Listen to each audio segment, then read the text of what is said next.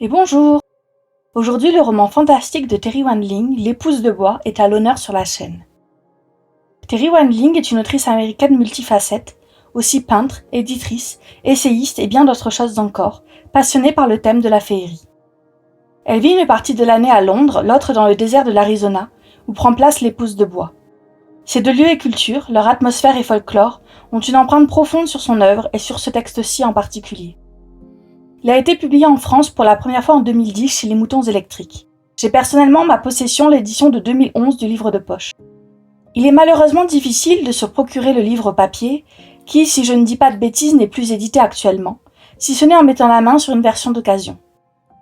La couverture est une reproduction d'une œuvre de Brian Froud, connu pour ses illustrations sur le thème de la féerie.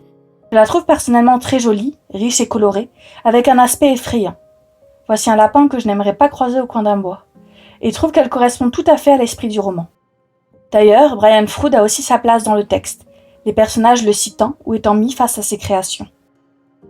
Mais que raconte l'épouse de bois ? Maggie Black, écrivaine, hérite de la maison d'un ami mort dans de mystérieuses circonstances dans le désert de l'Arizona. Y apprendra-t-elle comment il a trouvé la mort, ainsi que les secrets de cette terre aride, animée d'une magie primitive ? J'ai été un peu perdue au début de ma lecture entre les différents personnages et une impression de flou émanant du texte, mais n'ai pas tardé à y plonger, transportée avec Maggie dans l'environnement à la fois aride et riche du désert de l'Arizona.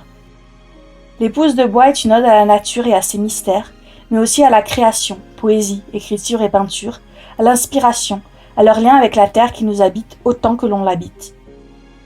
Le rapport de l'homme à la nature y est interrogé, de même que la construction de soi.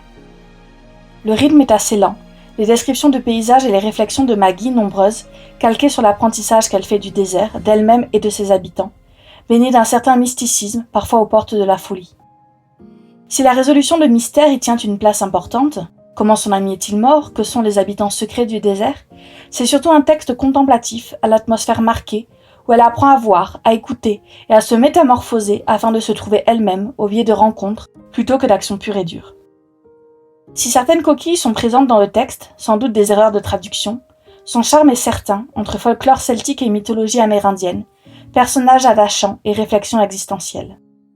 Si ces thèmes vous intriguent et qu'une action continue n'est pas essentielle à votre plaisir de lecture, alors n'hésitez pas à vous plonger dans l'épouse de bois et ses mystères.